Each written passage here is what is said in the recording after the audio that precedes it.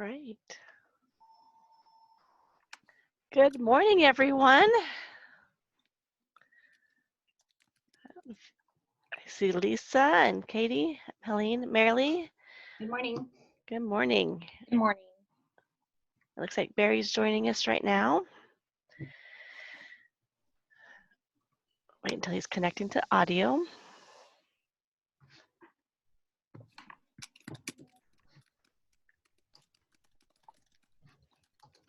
Are we really live?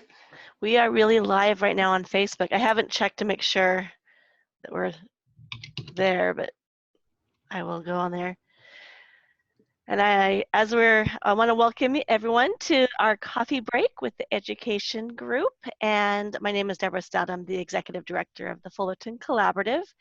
And I just wanted to remind us some etiquette. I'll keep an eye on the chat boxes and also make sure that there's no roaming sounds in the background, along with making sure that there's nothing going on in the video feed, because once again, we are live on Facebook. And we also put in, or I put in the chat, the agenda, the proposed agenda that Marilee and Barry put together, just to kind of give us some structure as we're talking today. But I want to provide some opportunity at the end. I invited Katie and also Lisa to join in regards to their work in the college level. So we could just see what's going on with that, for the community to know about what's going on and how they can help support their organizations as well. And then also Anna is here with the Fullerton School District, and we also have Fullerton High School District, and we have the Elementary School District as well. And also Sandy, we're glad that you're able to join us today. So I made Marilee, and I'll make Sandy a co-host if you had any screen sharing that you had going on. With that, I'm going to turn it over to you, Marilee, to lead us in our discussion. Let's see, let's unmute you. There you go, Marilee. Okay, there we go. Sorry, I was talking to myself. What can I say? What we decided that what might be helpful if we start the discussion today is to talk about how COVID-19 has impacted your organization's ability to provide services and support, specifically for families with young children. And this is supports the Early Development Index, where we're looking at where children are in kindergarten and our continued desire to be able to provide assets that support development in the different domains during that growth period. So who would like to kick off and talk about how COVID-19 has impacted where you are right now?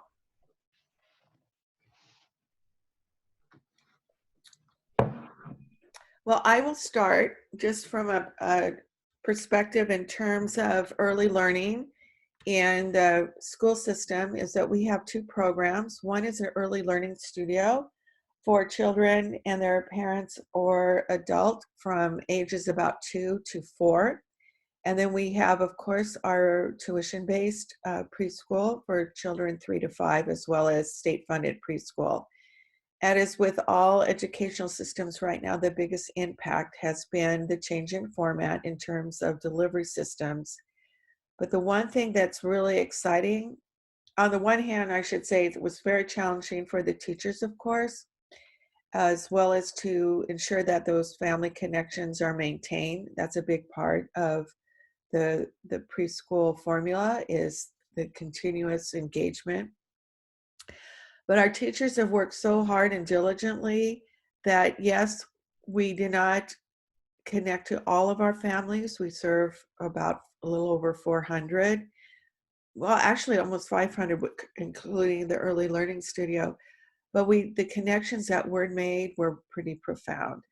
And that was the continued dialogue in terms of needs and resources, as well as the actual engagement with children and experiences, from science to reading to storytelling to physical, music and movement and so forth. So that's been our biggest challenge, is to make sure that our families feel connected and supported.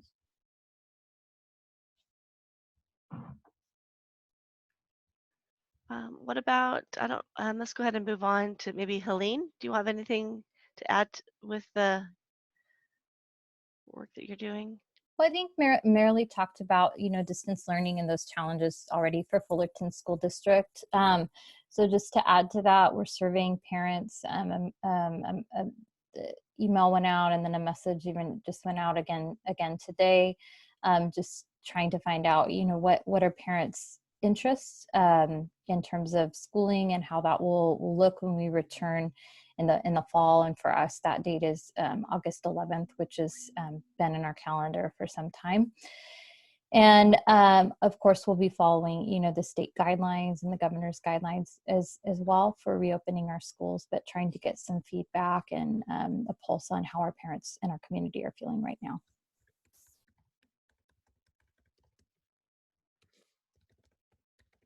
Anna, do you want to add to the high school level?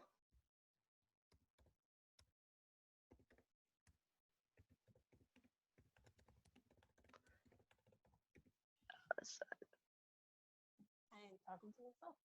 So I'm sorry. So this is in regards to the challenges, correct? Yes. Okay. So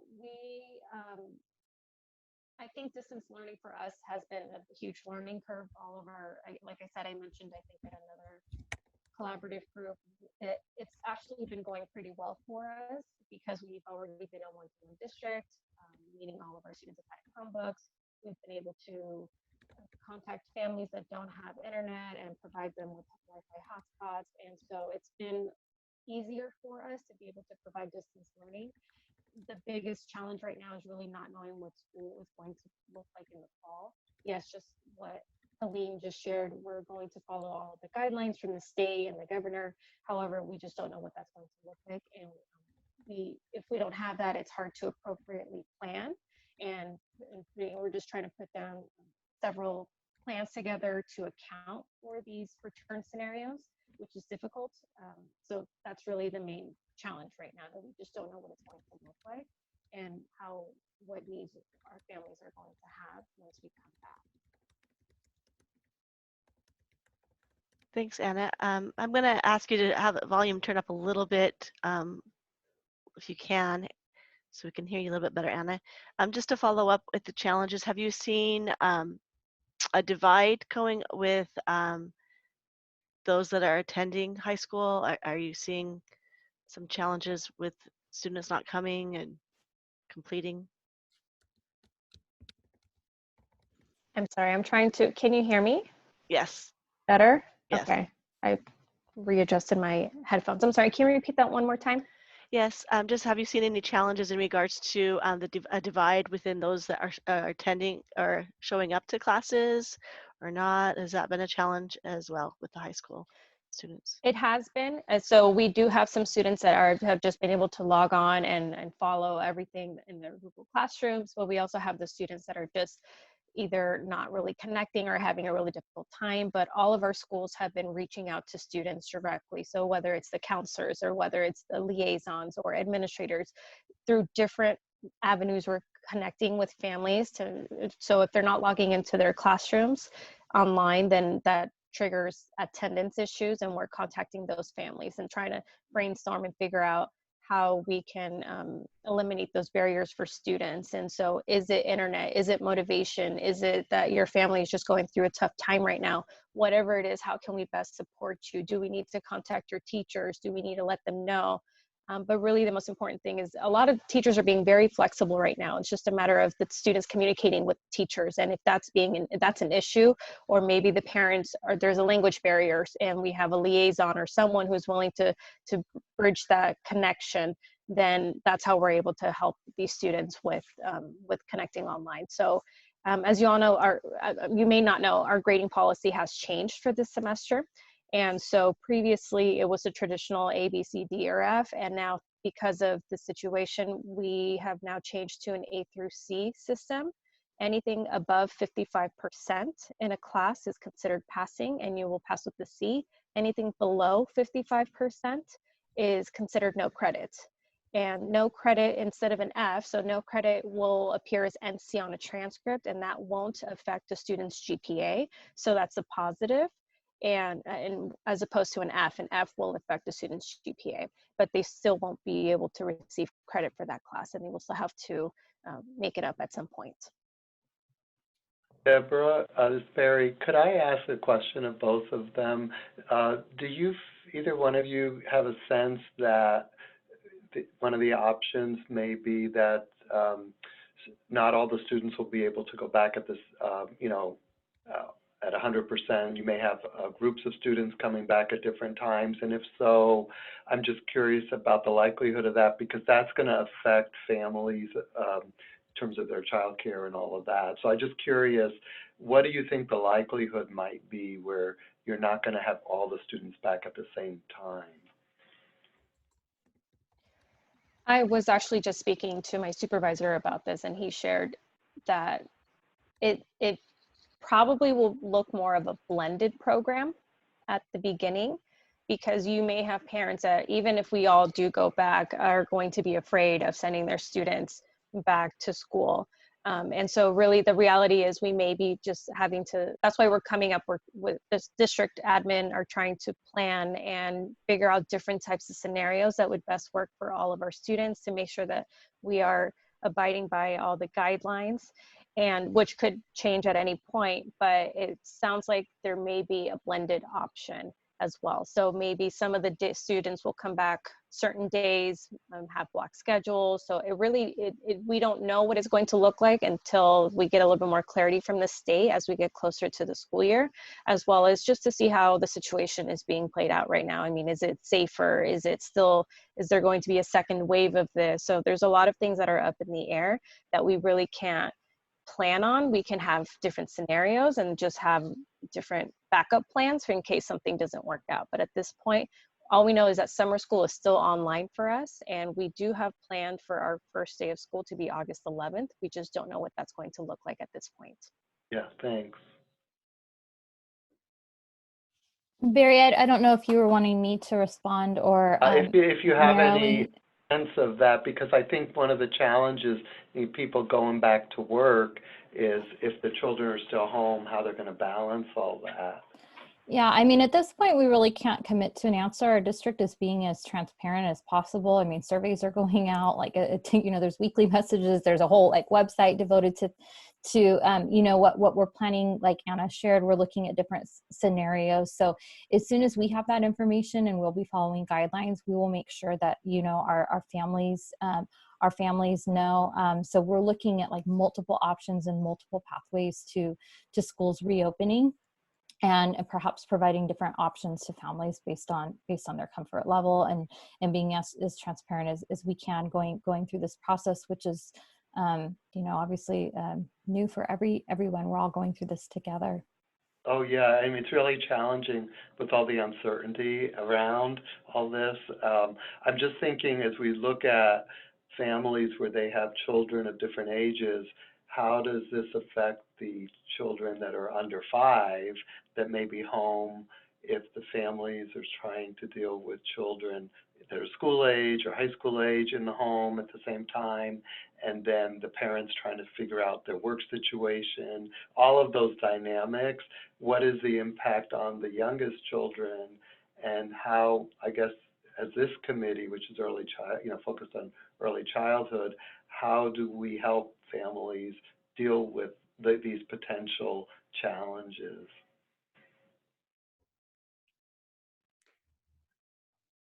I don't have any answer. I'm just raising the question because I feel the role of this committee is to think about, okay, as families are juggling all this, what's the impact on the young child? That's an excellent point. Thank you, Barry, for sharing. Thank you. Do you want, Debbie, do you want to move on? Should we move on to our early childhood OC policy framework and self-assessment?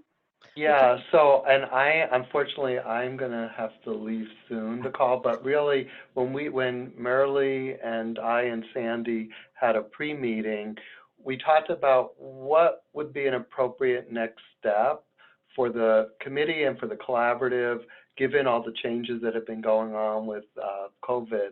And so Sandy suggested that as we look at how other cities have focused on their plans, that we may want to consider sort of taking a step back and doing an assessment um, around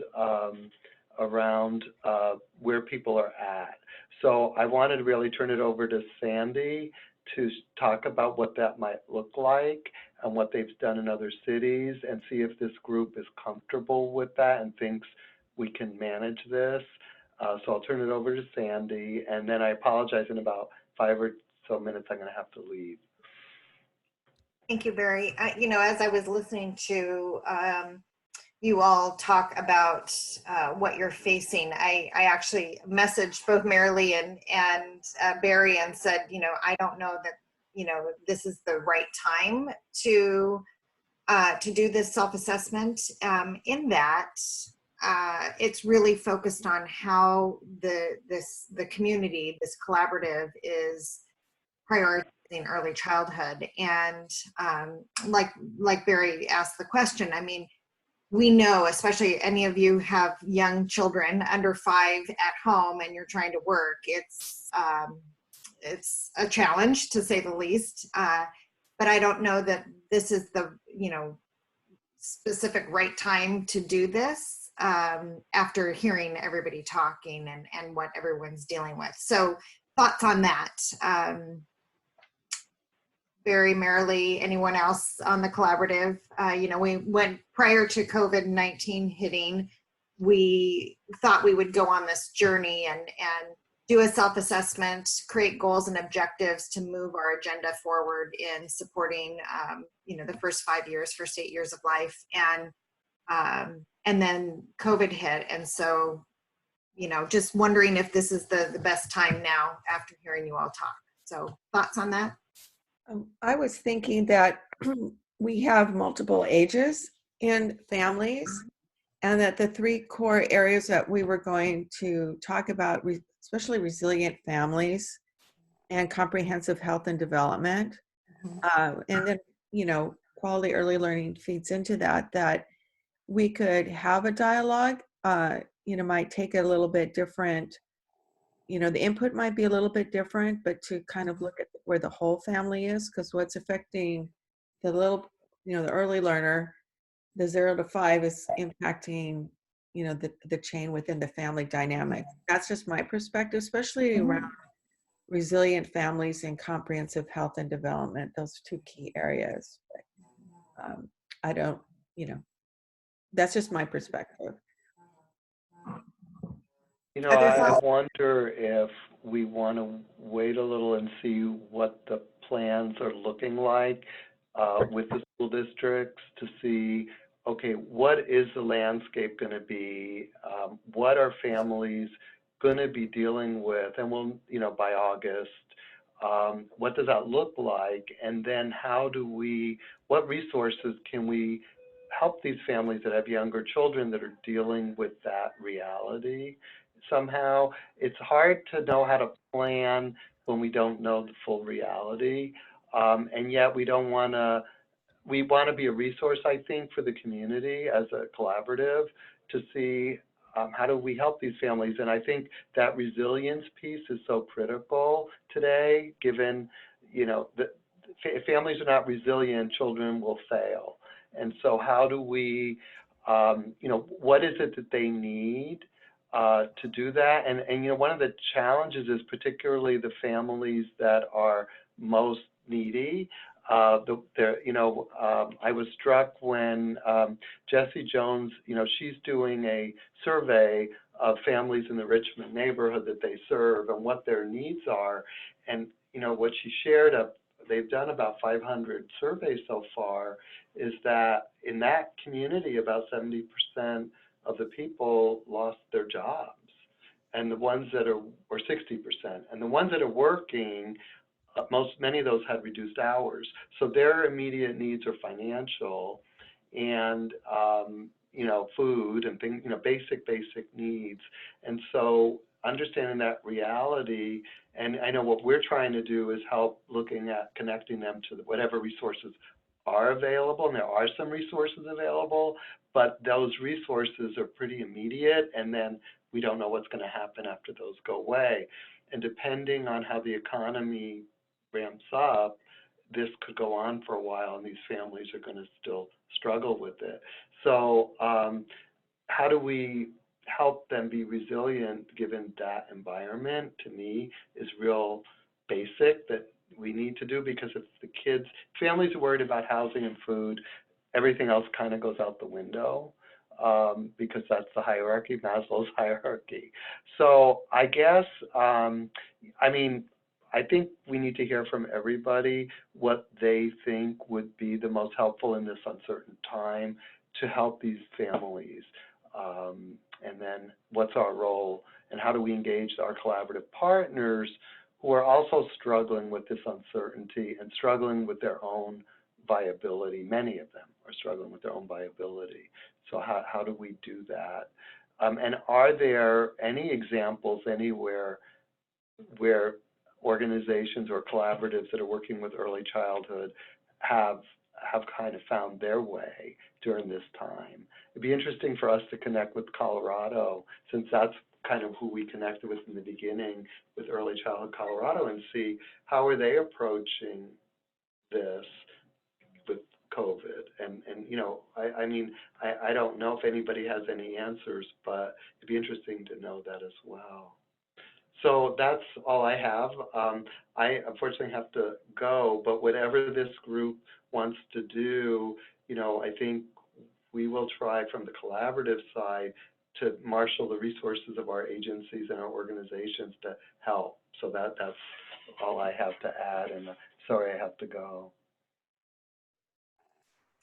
One thing we can do is I can just go through the self-assessment so everyone on this collaborative is aware of what the policy framework is looking at. And although it's focused on the upstream concept of, if we start in those first few years of life, we're going to have a better set up, a better trajectory, but it doesn't mean that this is just for people who are working directly with early childhood. It's really about the whole community the community as a whole. So I can share the assessment and just kind of go through it so you have an idea. But I'm totally open on, the path that this group wants to take. So you tell me.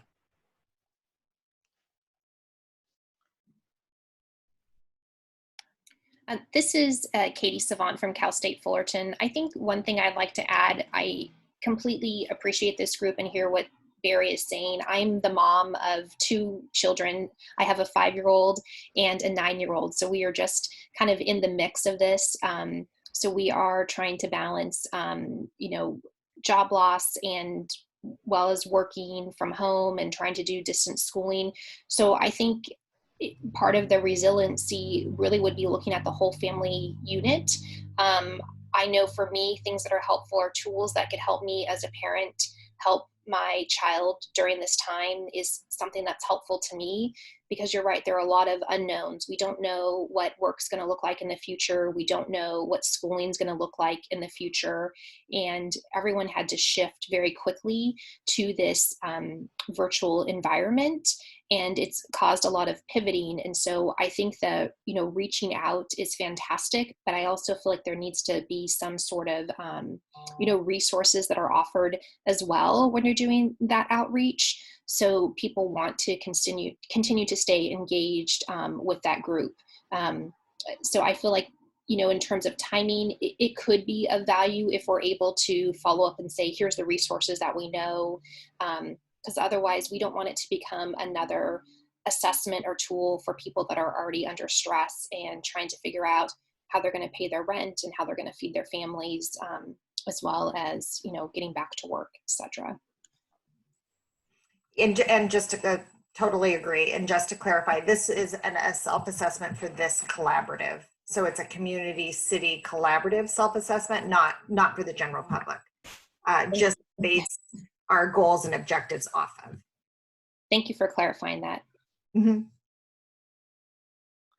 So to understand, Sandy, what our role would be is to spend some time maybe looking at in the future of how we would, as a collaborative and collaborative members, look at how we would work with early childhood and do an assessment around that.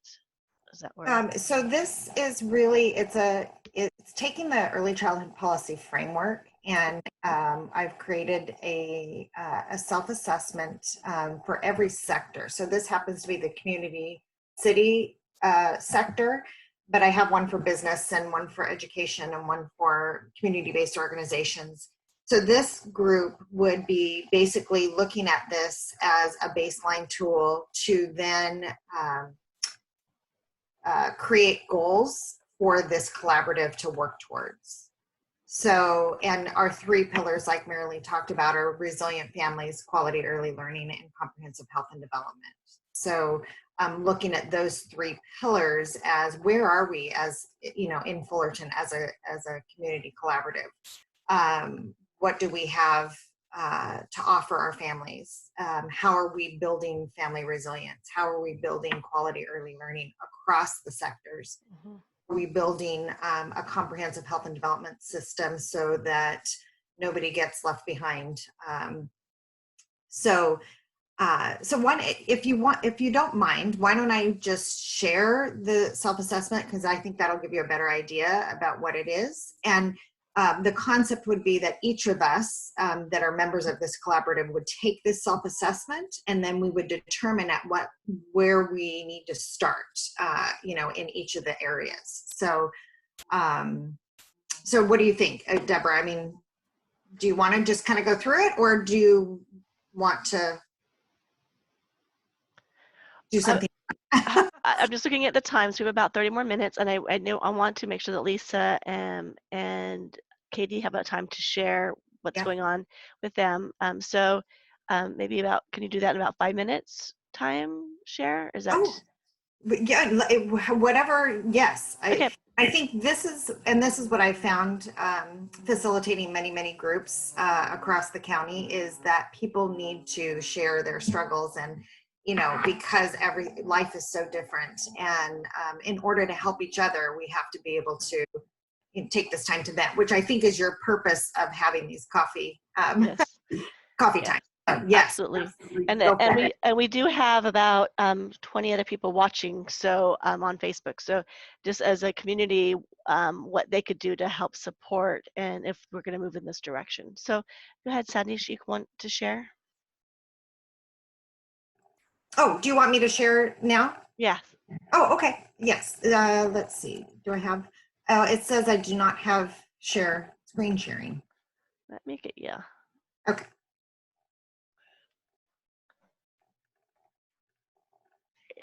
There you go.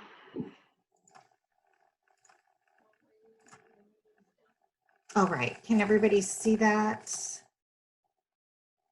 Is it on your screens? Yeah. Okay.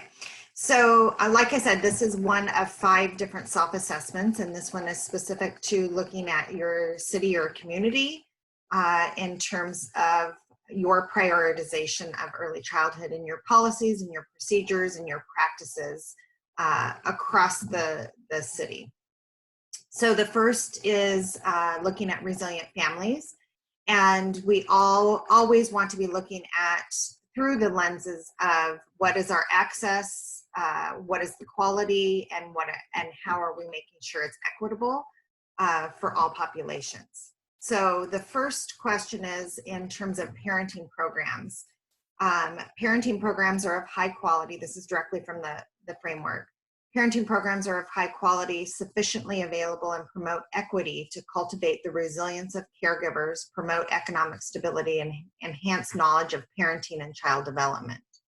So you would choose where you think you are from your lens within this collaborative. Are we not yet implementing parenting programs? Are we at level A, B, or C? And And they build upon each other. So level A would be at the very beginning stage, and level C would be at the higher stage. So at the highest stage, we would be looking at community-based programming is accessible to all families, regardless of barriers. And in, oops, sorry, a little hard to, and in all areas, building family resilience. So we're talking about parent education, building family resilience, economic stability, parenting and child development. Community-based programming is available and accessible to everyone. So that would be the first question. Programs, schools, and communities offer opportunities for family engagement and leadership development. So same process here, or same structure, A, B, C. And so the highest level would be leadership is encouraged by providing multiple opportunities for generations to come together and provide input on sustainability and needs of the community.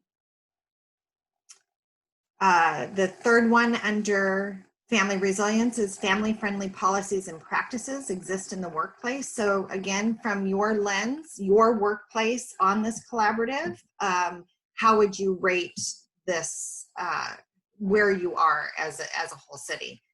And this one is flexible work weeks are encouraged. Dependent care, let me show you what that one is. DCAP, dependent care assistant program. So whether that's for elderly, any family member, but there are some dependent care assistant programs available and provided, and resources and referrals are available on site, and any other policies or procedures that support families or working with young children are accessible at work sites. So whether that's Cal State Fullerton, or whether that's Providence St. Joseph's, or whether that's Fullerton High School District, do we have some family-friendly policies and practices that exist? My guess is we might not at this point, but I think in the future, this is a place where we're really going to start seeing some shifting because of this, working from home and alternative schedules and things like that based on what's happened with COVID-19. And then we go into early learning experiences and environments, same thing, I won't go over each question, and then comprehensive health and development. So from your lens, within this particular collaborative, where would you rate us? And then we would use this to develop goals and objectives based on where we are. And then we could use it again at the end or midstream to do progress monitoring on our goals and objectives, and or hopefully we're at level C in all those areas at some point. So that is what it looks like. Thank you, Sandy. That's very interesting. So the challenge, or not the challenge, but the ask that we want to do is moving forward is to invite our collaborative partners to participate in that survey, or just the subcommittee members. Oh, it could be either, but because this subcommittee is really focused on birth to 8, we could do it on this, but it could be open to the whole collaborative. Yeah. And this would be used as a baseline to see, where do we need to start? Okay, perfect. Thank you, Sandy. Mm-hmm. Appreciate that. Marilee, did you have any other discussion items around? No, I just wanted to add one thing real quick. This supports the last few reports where we've seen similar percentages in terms of children that are proficient and in certain developmental domains and the areas of vulnerability, especially since this spring, well, actually between February and March, that all the kindergarten teachers will be once again doing the EDI input for the students, which will, if that goes through, depending on what the teaching model is, but an important part of that actually is to be able to see what the impact of the past year has what the impact on the child's education and understanding.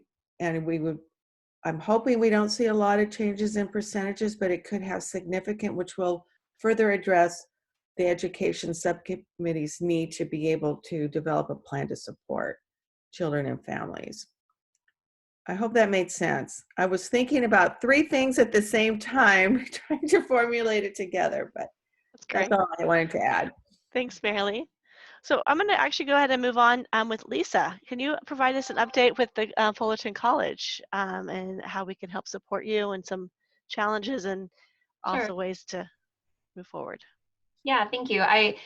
Since this group is geared towards early childhood development, I wanted to kind of steer some of my comments there first, because obviously we're a community college, so our students are adults, but a lot of them are parents, and a lot of them really need extra support from the college more than ever before. So we have rolled out a food distribution service 2 days a week for our students.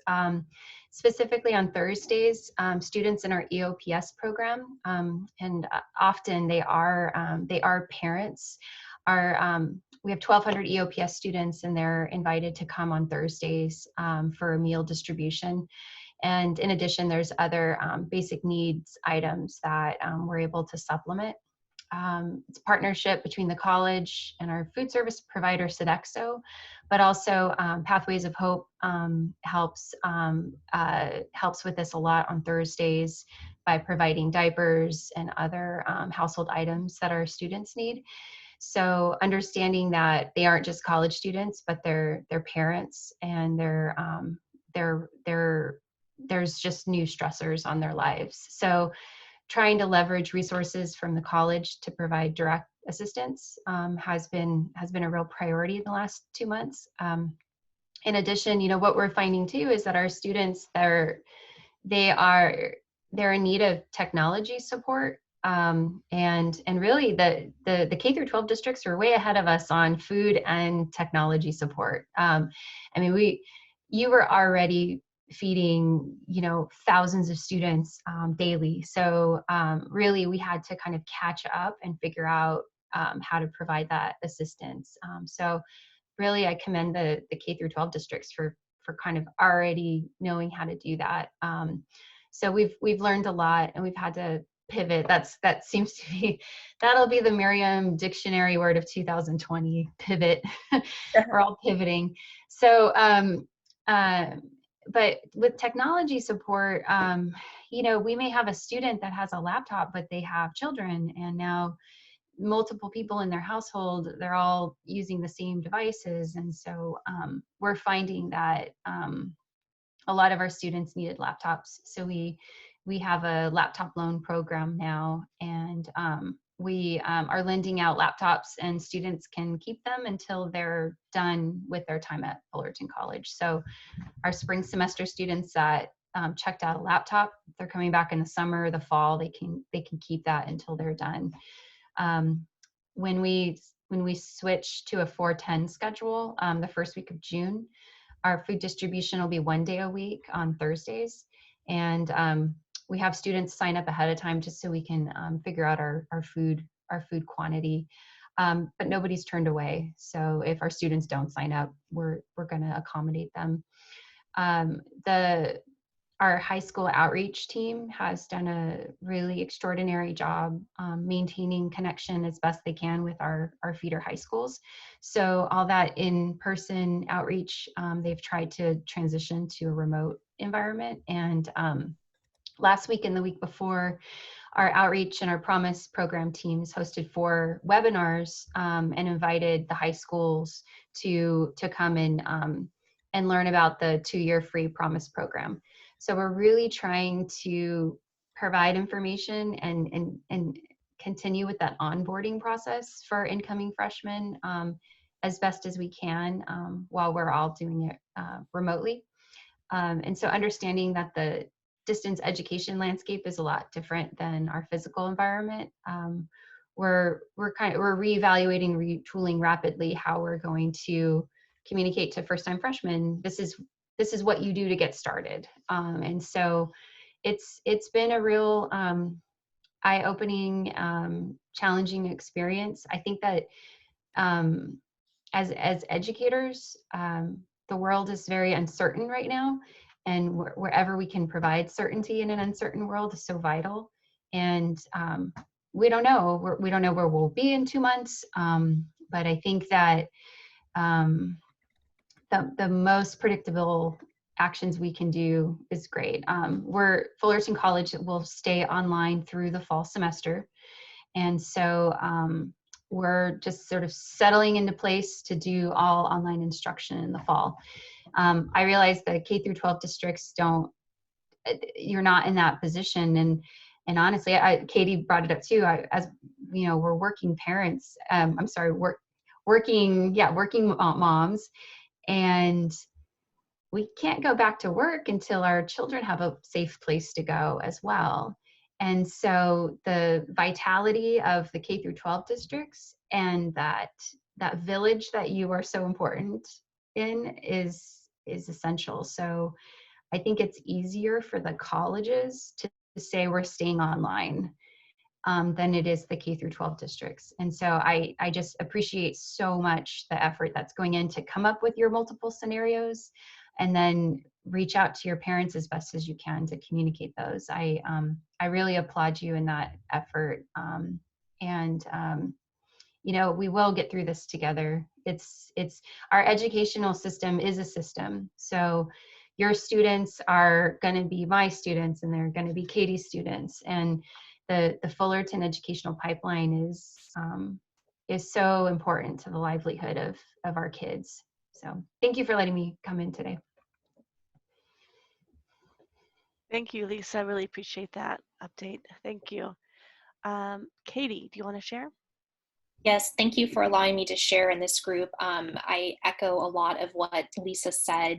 I think we really are a whole system in Fullerton.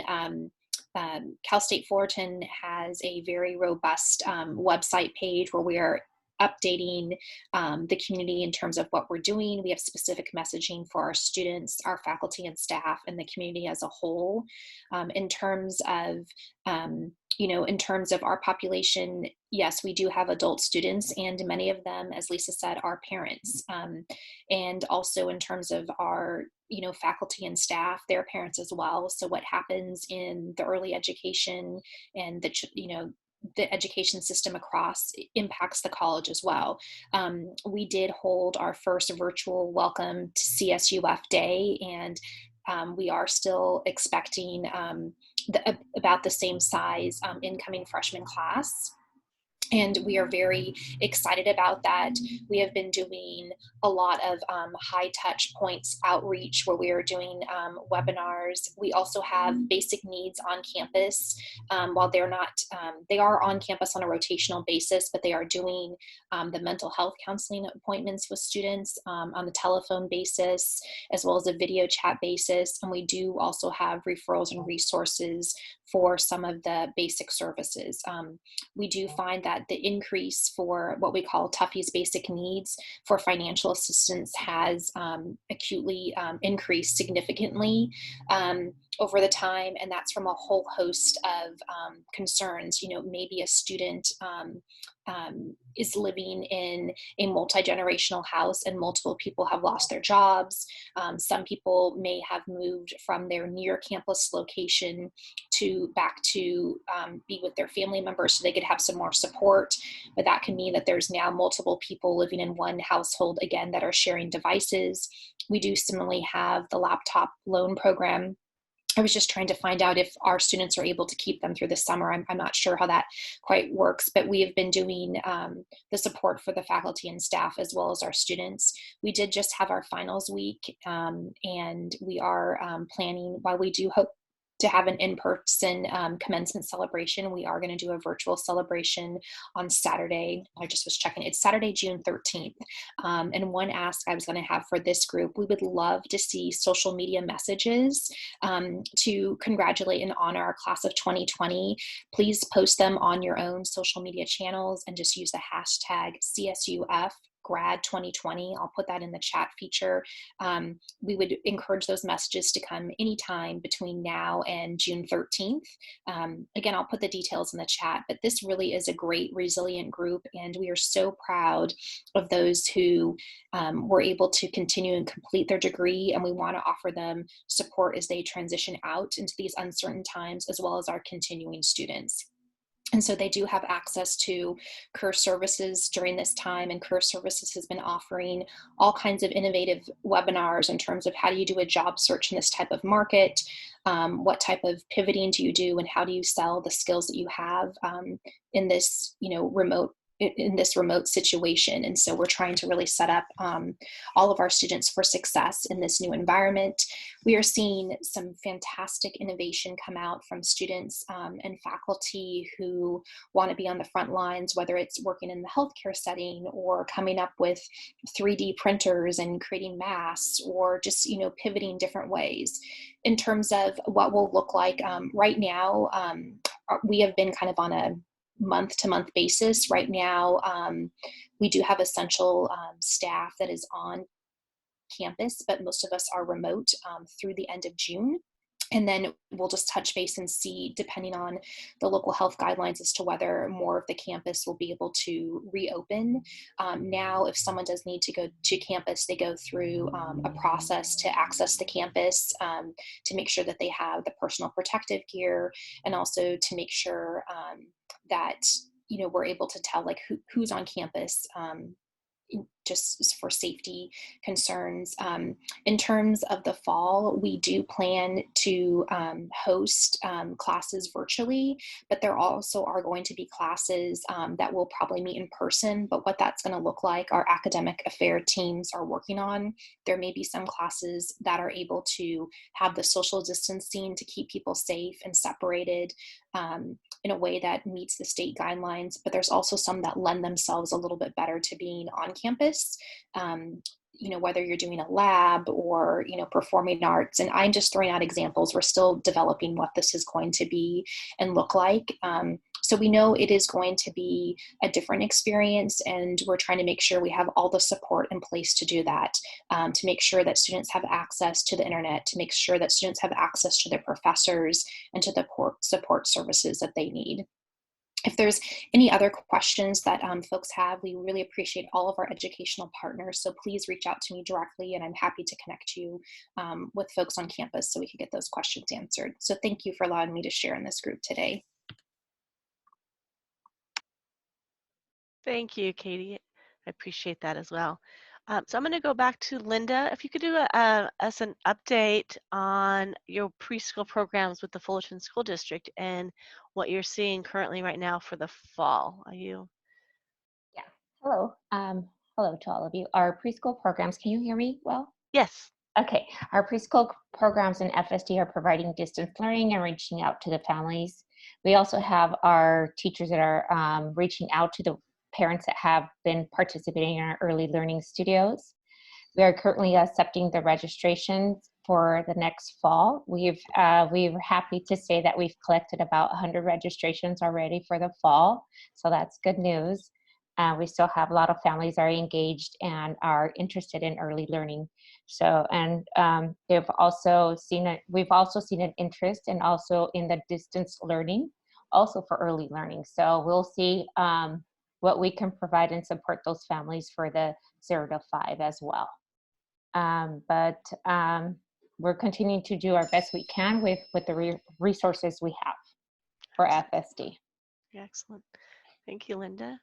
And is there any needs that you have for the community to reach out and help support? At this point, it's just, I think, just being informed and passing along that we are still trying to provide services for the community and that we're here. We also have our nurses that are available to the community for the young 0 to 5. So I think just getting the word across that we're here to help because it's a collaborative effort. Excellent. And then I'm going to ask Rosalind, to provide an update as well. And then after her discussion, I thought maybe we could spend a few minutes just sharing any collaborative wins, any successes that you have seen in your program with other collaborative members. So Rosalind, do you Hello. want to? Sure. I'm Rosalind. I'm one of Awesome. the school readiness nurses at Fullerton School District.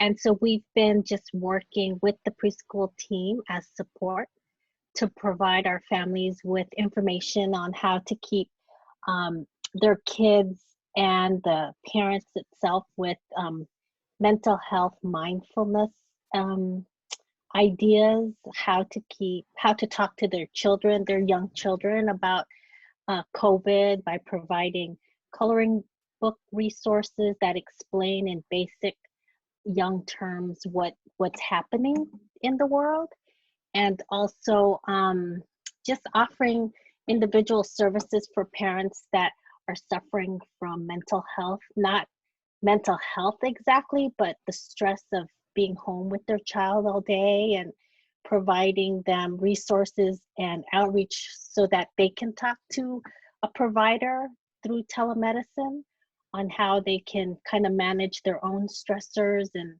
find ways to break the day and set up a schedule for not only the kids but also for themselves.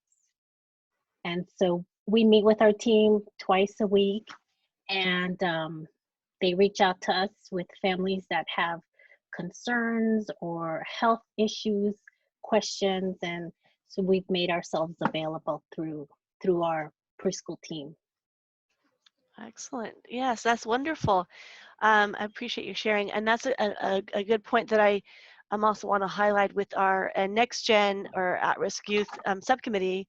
What that was brought up is that mental health component as well, and what we're seeing a need with our youth, and how are they able to really get through this challenging time with their families, and definitely see that mental health component needs to necessarily be addressed, and how are we doing that as a community.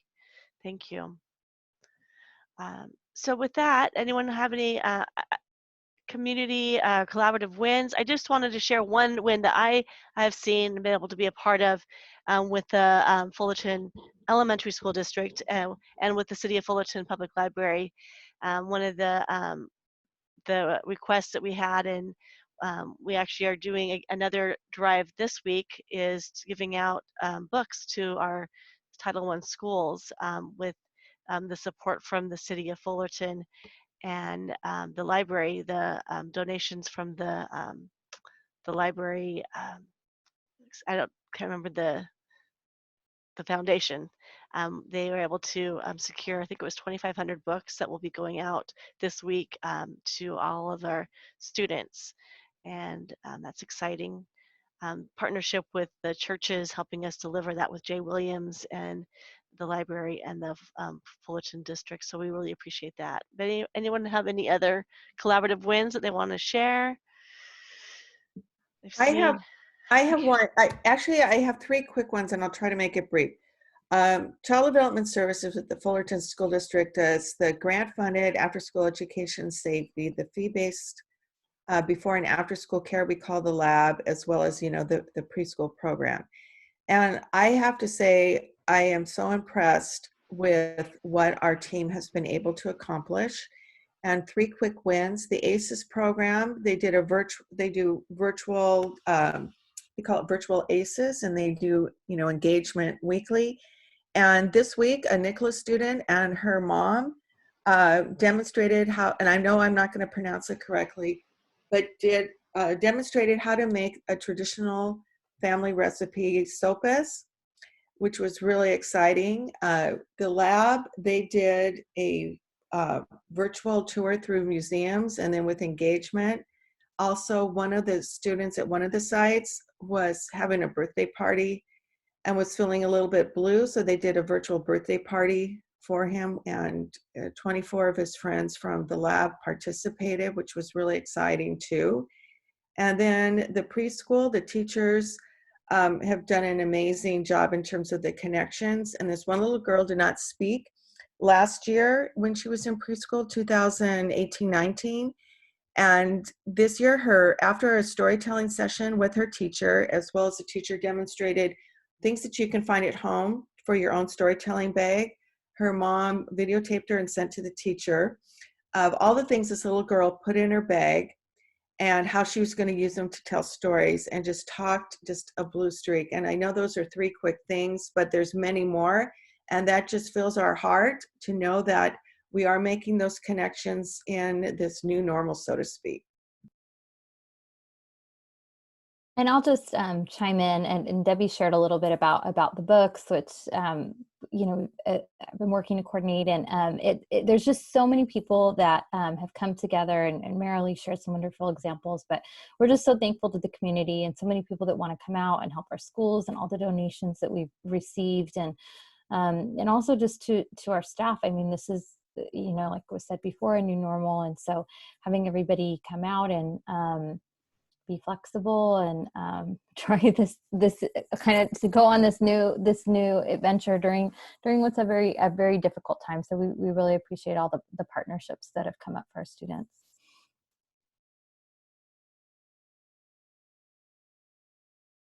So wonderful.